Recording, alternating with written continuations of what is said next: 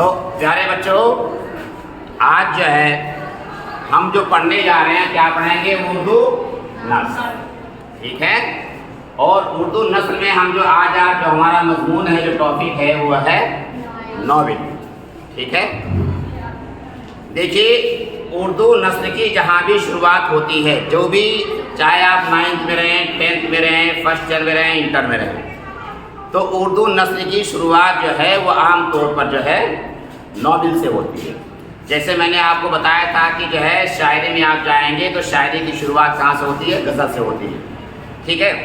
سب سے پہلے ہمیں آج یہ دیکھنا ہے کہ ناول کیا چیز ہے، ناول کہاں سے آیا ہے، ناول کے لفظی معنی کیا ہیں، ناول کے اصطلاحی معنی کیا ہیں، ناول کی شروعات کہاں سے ہوئی ہے، ٹھیک ہے؟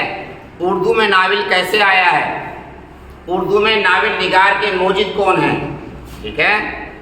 اور اردو میں مشہور ناول نگار اور ان کی مشہور ناولیں کون کون سی ہیں، ان تمام چیزوں کا احاطہ کر کے جو ہے آج ہم ناول مضمون کو پڑھیں گے، ٹھیک ہے بیٹے؟ دیکھیے، سب سے پہلی بات یہ ہے کہ اردو میں اور انگلش میں دونوں زبانوں میں اسے کہا جاتا ہے ناول۔ انگلش میں ناول کہہ دیتے ہیں، اردو میں اس کا مخرج ناول ہے، جس کو ہندی میں ہم کہتے ہیں اپنیاس۔ کیا کہتے ہیں؟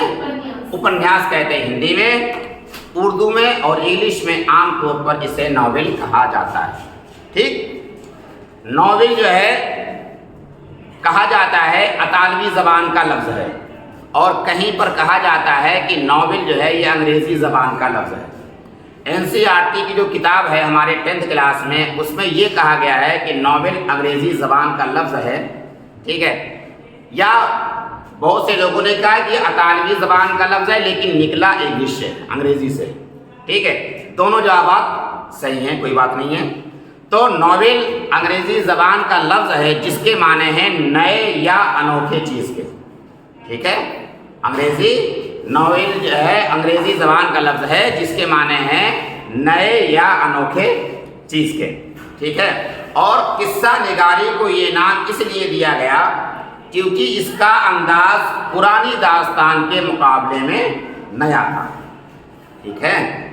اس کا نام ناول اس لیے رکھا گیا کیونکہ اس کا انداز پرانی داستان کے مقابلے میں نیا تھا، ٹھیک ہے؟ اس لیے اس کو ناول کہا جاتا ہے، سن رہے ہو؟ تو ناول کی دو ٹپس بتائی میں نے، ناول انگریزی زبان کا لفظ ہے جس کے معنی ہیں نئے یا انوکھے چیز کے، اور قصہ نگاری کو یہ نام اس لیے دیا گیا کیونکہ پرانی داستان کے مقابلے میں اس کا انداز نیا تھا، ٹھیک ہے؟ اتنی بات سمجھ میں آئی؟ آگے چلتے ہیں، ناول کے اجزائے ترکیبی، ٹھیک ہے؟ تو ناول کے اجزائے ترکیبی میں پلاٹ، کردار، مکالمہ، ٹھیک ہے؟ اور ایک لاسٹ ہوتا ہے نظریہ حیات، کس چیز کا ٹاپک بنا کر کے، کس چیز کو جو ہے مرکزی کردار بنا کر کے، یا کس چیز کے اوپر آپ ناول لکھ رہے ہیں اس کا کیا چیز ہے، ٹھیک ہے؟ نظریہ حیات۔ تو یہ عام طور پر پلاٹ، کردار، مکالمہ، نظریہ حیات، یہ عام طور پر ناول کے اجزائے ترکیبی ہیں، سن رہے ہو؟ آگے چلتے ہیں، ناول کی شروعات جو ہوئی ہے وہ انگریزی ادب سے ہوئی ہے، ٹھیک ہے؟ ناول کی شروعات وہ انگریزی ادب سے ہوئی ہے، اور انگریزی میں سب سے پہلے ناول جو لکھنے شروع کیے ہیں، یا آپ کہہ سکتے ہیں کہ انگریزی میں ناول نگار جو ہیں وہ سب سے پہلے ہیں، وہ دو انگریز ہیں، ایک کا نام ہے رچرڈسن اور دوسرے ہیں فیلڈنگ، ٹھیک ہے؟ رچرڈسن اور فیلڈنگ یہ دو انگریز مصنف ہیں جنہوں نے ناول کی شروعات کی، ٹھیک ہے بیٹے؟ رچرڈسن اور فیلڈنگ جنہوں نے ناول کی شروعات کی، اور کس زبان میں کی تھی؟ انگریزی زبان میں، ٹھیک ہے؟ اس کے بعد جو ہے جو ہمارے ہندوستان میں انگریزوں کا قبضہ ہوا، اور انگریزوں کے ساتھ بہت سی چیزیں ہماری تہذیب میں، ہماری کلچر میں شامل ہو گئی، اور خاص طور سے تعلیمی میدان میں، تعلیمی امور میں جو ہے بہت سی چیزیں ہم نے انگریزوں سے حاصل کیا ہے، انگریزوں سے لیا، ٹھیک ہے؟ تو آپ یہ دیکھیے کہ 1857 کے انقلاب کے بعد انگریزوں کے بہت سی چیزوں کو وہ ہماری تہذیب میں اپنایا گیا، ٹھیک ہے؟ اسی میں سے ایک ناول بھی ہے، ٹھیک، میں نے بتایا کہ ناول انگریزی کے لفظ ہے، انگریزوں سے شروعات کی گئی اور انگریزی ادب سے ہی ناول اردو میں آیا، ٹھیک ہے۔ اور جہاں تک اردو ناول کا سوال ہے، ٹھیک ہے، تو باقاعدہ اردو میں ناول کا جو آغاز کیا ہے وہ کس نے کیا ہے؟ مولوی نذیر احمد صاحب، ٹھیک ہے۔ اردو میں ناول کا آغاز کس نے کیا ہے؟ مولوی نذیر احمد، ٹھیک ہے۔ یعنی مولوی نذیر احمد کے ہاتھوں سے اردو میں ناول کا آغاز ہوا ہے اور آپ اردو کے سب سے پہلے ناول نگار مانے جاتے ہیں، ٹھیک ہے۔ اور مولوی نذیر احمد کے جتنے بھی ناول ہیں وہ عام طور پر قصے اور کہانیوں کی شکل میں ہے، ٹھیک ہے۔ اور اس کا بنیادی مقصد تعلیم نسواں، بچیوں کی تعلیم، ٹھیک ہے، اور اصلاح معاشرہ، یعنی ہمارے سماج کے اندر جو پھیلی ہوئی برائیاں ہیں، ہمارے سماج کے اندر جو خامیاں ہیں، ان تمام برائیوں اور خامیوں کو دور کرنا، یہی مقصد جو ہے نذیر احمد کے ناولوں کا ہوتا تھا، ٹھیک ہے۔ اور نذیر احمد کو جو ہے عورتوں کا سر سید بھی کہا جاتا ہے، ٹھیک ہے، نذیر کے کہ انہوں نے جو ہے لڑکیوں کی، عورتوں کی تعلیم پر زیادہ زور دیا ہے اپنے ناولوں کے اندر۔ اور آپ یہ دیکھیے کہ ان کے جو ابتدائی ناول ہیں ان کے نام ہیں مرات العروس، بنات الناس، فسانہ مطلع، ابن الواق، رویائے صادقہ، ٹھیک ہے۔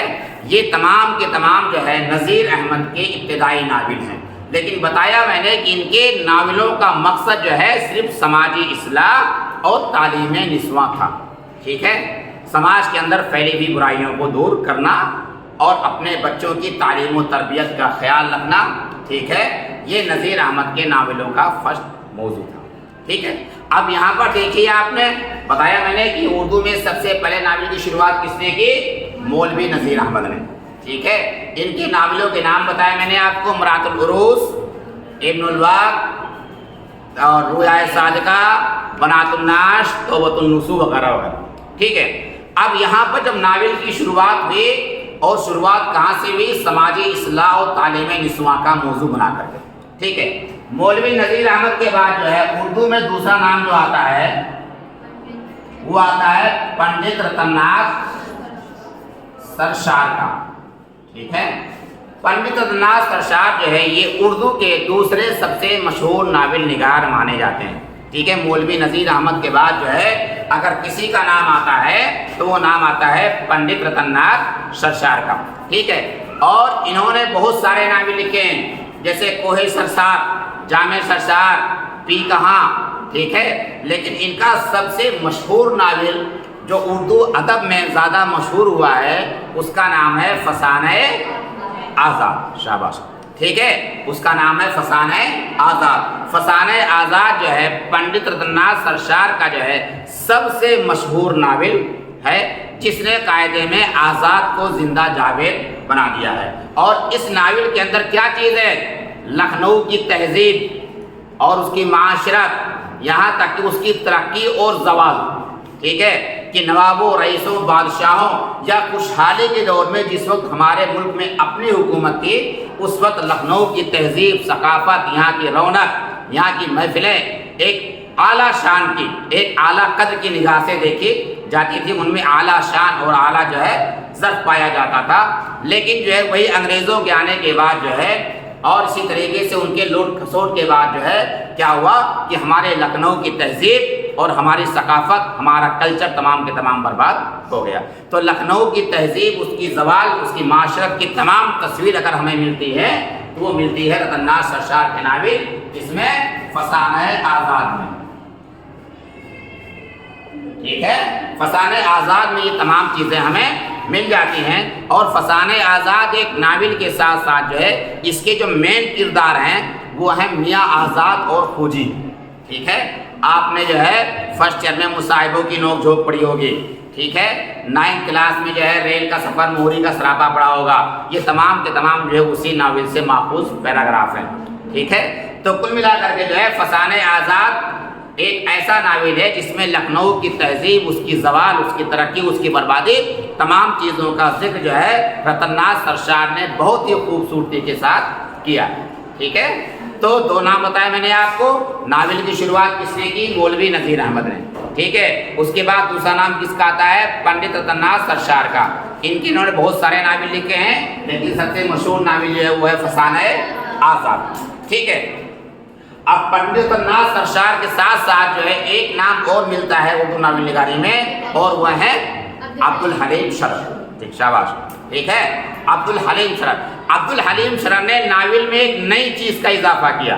انہوں نے دیکھا کہ نذیر احمد صاحب نے جو ہے تعلیم نسواں اور سماجی معاشرت کے اوپر ناول لکھے.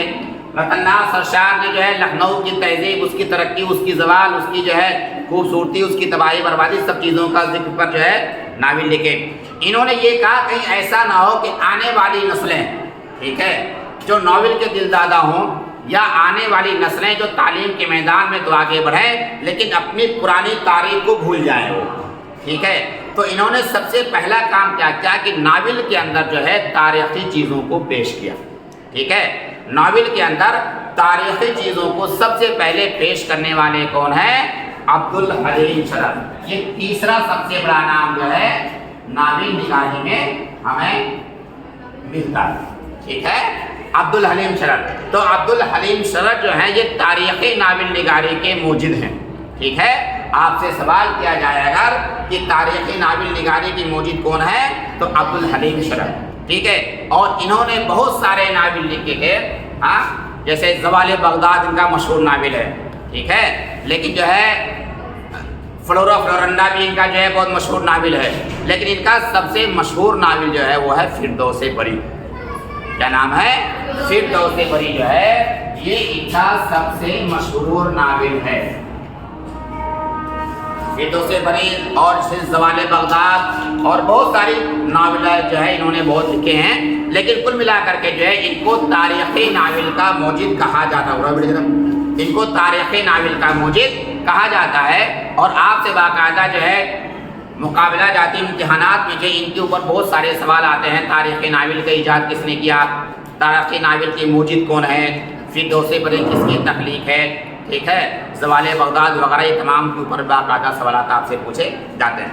ٹھیک ہے، تو یہ تین نام تک کے میں نے بتا دیا آپ کو. نذیر احمد کے ہاتھوں ناول کا آغاز ہوا، رتن ناز سرشار اور مولانا عبدالحلیم شرر. تو عبدالحلیم شرر نے ناول کے اندر جو ہے تاریخی چیزوں کا اضافہ کیا، اور اسی لیے آپ کو جو ہے تاریخی ناول کا موجد کہا جاتا ہے. ٹھیک ہے بیٹا، آگے آپ کرتے ہیں. عبدالحلیم شرر کے بعد جو ہے، ٹھیک ہے، اب جو ہے ناول نگاری نے جو ہے تھوڑا کلاسک کا درجہ حاصل کیا. ٹھیک ہے، اور نئے زمانے کے حالات، یا آپ یہ کہیے کہ جو ہے انگریزوں کی تباہی اور بربادی کے بعد جو ہے، ٹھیک ہے، بہت سارے شہر ایسے تھے جو اپنی تہذیب، اپنی ثقافت کے لیے مشہور تھے. ہاں، اور وہ جو ہے تباہ و برباد ہو گئے. ٹھیک ہے، اور تباہ و برباد میں جو ہے ان تمام لوگوں کو سب سے زیادہ ذلیل اور رسوا ہونا پڑا جو اعلیٰ گھرانے سے تعلق رکھتے تھے. ٹھیک ہے، تو اسی زمانے میں جو ہے لکھنؤ کی تہذیب اور معاشرت پر جو ہے اور بہت ہی خوبصورت اور اچھا ناول لکھا گیا تھا. کس کے ذریعے سے؟ مرزا محمد ہادی رسوا کے ذریعے سے. ٹھیک ہے، آپ یہ کہہ سکتے ہو کہ عبدالحلیم شرر کے بعد جو ہے اردو ناول نگاری میں جو نام آتا ہے وہ نام آتا ہے مرزا محمد ہادی رسوا. ٹھیک ہے، شرر کے بعد جو ہے اردو ناول نگاری میں اگر نام آتا ہے تو مرزا محمد ہادی رسوا کا نام آتا ہے. اور رسوا نے بہت سارے ناول لکھے ہیں، شریف زادہ، شریف لڑکی. ہاں، ٹھیک ہے، لیکن ان کا سب سے مشہور ناول جس نے رسوا کو زندہ جاوید بنا دیا وہ ناول کون سا ہے؟ شاباش، امراؤ جان ادا. ٹھیک ہے، امراؤ جان ادا جو ہے یہ مرزا ہادی رسوا کا سب سے بہترین اور خوبصورت ناول ہے جو ایک آپ بیتی ہے. ٹھیک ہے، اور باقاعدہ اسے کلاسک کا درجہ حاصل ہے. کلاسک کا درجہ اگر کسی ناول کو حاصل ہے تو وہ ناول ہے امراؤ جان ادا. اور یہ ایک آپ بیتی ہے. ٹھیک ہے، جو ایک بہت ہی شریف اور اچھے اور تہذیب یافتہ اور شریف گھر کی بیٹی ہوتی ہے، اس کا نام ہوتا ہے امیرن. ٹھیک ہے، لیکن بتایا تھا میں نے کہ لکھنؤ کی تباہی اور بربادی میں جو ہے امیرن کا گھر بھی لوٹا گیا اور اس کو جو ہے फैज अली नाम का एक डाकू जो है, दिलावर खां नाम का होता है, वो अगवा लेके जाता है और फैज अली डाकू जो है उसे कोठे पर, तवाइफ के कोठे पर भेज देता है। और वो बहुत ही अच्छे इज्जतदार रोज़े नमाज के पाबंद घराने की बच्ची जो है वो हालात की जद में आकर के, हालात से मजबूर होकर के तवाइफ बनने पर मजबूर हो जाती है। फिर बाद में वो गाना बजाना भी शुरू कर देती है, मुजरा करना शुरू कर देती है। लास्ट में जो है आखिरी सीन वो होता है कि जिस मोहल्ले में पैदा हुई थी उसी में मुजरा करने पहुंच जाती है कि नहीं है। तो कुल मिला करके जो है ये बहुत ही खूबसूरत, बहुत ही अच्छा और क्लासिकल नावल है मिर्ज़ा हादी रुस्वा का, और उसका नाम क्या है? उमरोजान अदा। ये क्या है? एक आप बीती है। अगर ये पूछा जाए आपसे, भाई जैसे मैंने बताया आपको पहला नावल जो है, पहले नावल लिखा नज़ीर अहमद के जो है तमाम नावल इस्लाह माशरा के ऊपर हैं, तारीख़ रुस्वा पर हैं। रतननाथ अशार का नावल जो है लखनऊ की तहजीब उसकी ज़वाल के ऊपर है, ठीक है। लेकिन ये नावल जो है अब्दुल हलीम शरफ जो है तारीख़ी नावल है, लेकिन ये नावल क्या है? आप बीती है, ठीक है, कि उसमें जो है उमरोजान अदा वो अमीरन जो है अपनी पूरी आप बीती जो है मिर्ज़ा हादी रुस्वा को बैठ के सुनाती है, ठीक है। तो जो है अब्दुल हलीम शरफ के बाद जो है उर्दू नावल निगारी में सबसे काबिल एहतराम नाम अगर कोई आता है तो वो मिर्ज़ा हादी रुस्वा का नाम आता है। और इनका नावल उमरोजान अदा जो है ये उर्दू का सबसे बेहतरीन और क्लासिक नावल है। और आपको पता होना चाहिए ये ऐसा नावल है कि इस नावल के ऊपर बहुत सारी फिल्में भी बनी हैं। इसकी कहानी के ऊपर जो कहानी है इसकी अमीरन की, इस पर बहुत सारी फिल्में बनी हैं। अभी चंद दिनों पहले जो है एक फिल्म उमरोजान अदा के नाम से ही आई थी, ठीक है। तो कुल मिला करके जो है ये उर्दू नावल का जो है समझिए कि बल्कि आप इसको एक कोहे-नूर हीरा कह सकते हैं, ठीक है। उमरोजान अदा को उर्दू नावल का कोहे-नूर हीरा कह सकते हैं, इसे क्लासिक का दर्जा हासिल है, ठीक है। और इनके दूसरे नावल भी हैं, शरीफजादा, शरीफ लड़की, ठीक है। लेकिन सबसे मशहूर नावल जो है वो उमरोजान अदा ही है, ठीक है। अब आगे हम बढ़ते हैं बेटे। अभी तक के आपने देखा कि हमारे नावल निगार ऐसे ऐसे आए जिन्होंने अपने अपने मैदान में, हर एक ने अपने हैसियत के मुताबिक अपने अपने मैदान में नावल को ज़बरदस्त तरक्की दी, उसे जो है ऊंचाइयों तक के पहुंचाया, ठीक है। लेकिन जो है अभी तक के नावल जो है वो किस्से, कहानियों, तारीख़ी वाक़यात, क्लासिकल दर्जे पर ही महदूद था, ठीक है। लेकिन हिंदुस्तान की आबादी का जो 70% 75% तबका गांव देहातों में रहता है उसकी जानिब किसी ने तवज्जो नहीं की थी। तो मिर्ज़ा हादी रुस्वा के बाद जो है उर्दू नावल निगारी में सबसे इज्जतदार नाम, सबसे काबिल एहतराम नाम जो लिया जाता है वो लिया जाता है मुंशी प्रेमचंद का, ठीक है। मुंशी प्रेमचंद का नाम आता है इसके बाद, रुस्वा के बाद। और मुंशी प्रेमचंद एक ऐसे नावल निगार हैं जिनके बारे में ये कहा जाता है कि नावल के ताबूत में आखिरी कील जो है मुंशी प्रेमचंद ने ही ठोकी है, ठीक है। और इनके नावल के जो टॉपिक जो मौजू हुआ करते थे, ना तो आप लंदन गए, ना पेरिस गए, ना यूरोप गए, ना अफ्रीका गए, बल्कि इसी हिंदुस्तान में रहे। हिंदुस्तानी देहात, हिंदुस्तानी गरीबी, हिंदुस्तानी घरों की मफलूकुल हाली और ज़मींदारों के जो है कब्जे, या इसी तरीके से जो है बहुत सारे वो तमाम मामले जिनका ताल्लुक गरीबों, मजदूरों, किसानों से था, उन तमाम चीज़ों को मुंशी प्रेमचंद ने अपने नावलों का मौजू बनाया। बल्कि आप ये कह सकते हैं कि मुंशी प्रेमचंद के नावल देहाती ज़िंदगी की भरपूर तर्जुमानी करते हैं। देहाती ज़िंदगी का पूरा नक्शा जो अगर हमें किसी नावल में अगर मिलता है तो वो नावल मुंशी प्रेमचंद के होते हैं, ठीक है। इन्होंने बहुत सारे नावल लिखे थे, गोशे आफिया, तो जो है मैदान अमल, गबन, और जो है इसी तरीके से ज़ादे राह, ठीक है। लेकिन इनका सबसे मशहूर नावल जो है वो है गोदान, ठीक है। गोदान जो है ये मुंशी प्रेमचंद का सबसे मशहूर नावल है, ठीक है।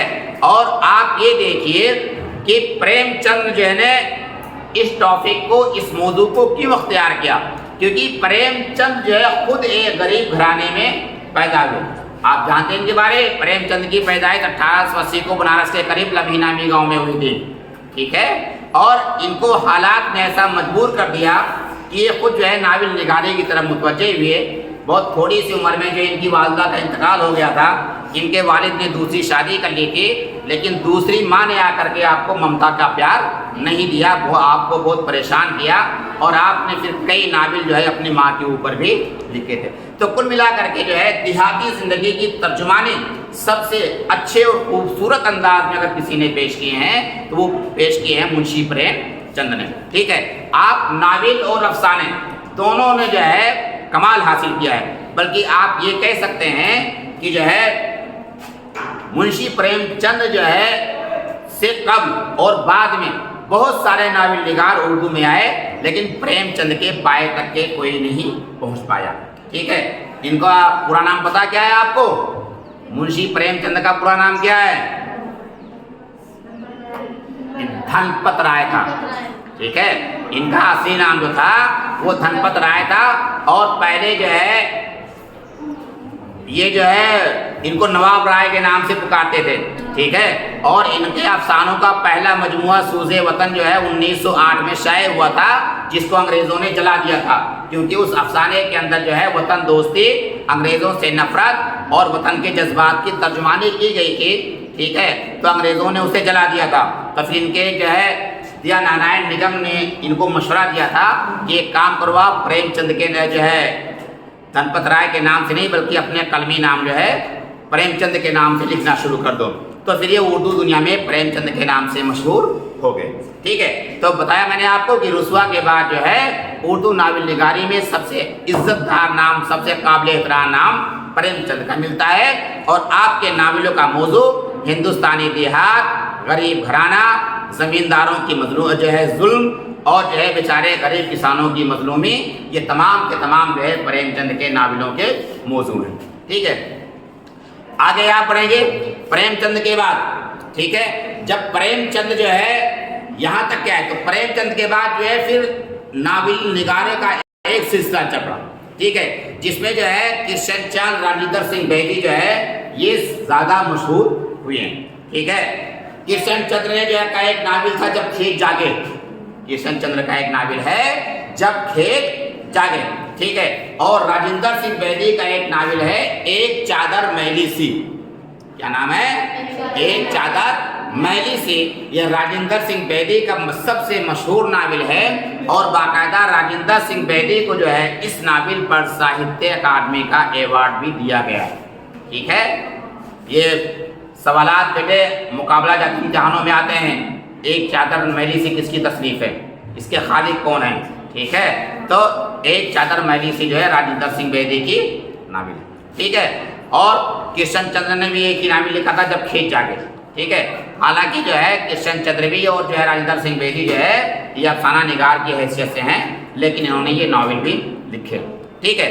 اس کے بعد جو ہے ہمارے دیش کے اندر جو ہے حالات خراب ہوئے، حالات نے ایسی گردش لی کہ ہمارے ملک کے دو ٹکڑے ہو گئے، بلکہ آپ یہ کہہ سکتے ہیں کہ ایک انسانی جسم کے دو ٹکڑے ہوئے، ہمارے دلوں کی تقسیم ہو گئی، ٹھیک ہے۔ یعنی 1947 میں ہندوستان اور پاکستان کا بٹوارا ہوا، ہمیں ایک طرف آزادی کی تو خوشی تو ملی، لیکن دوسری طرف ہمیں آزادی کا اور بٹوارے کا آنسو بھی دیکھنا پڑا۔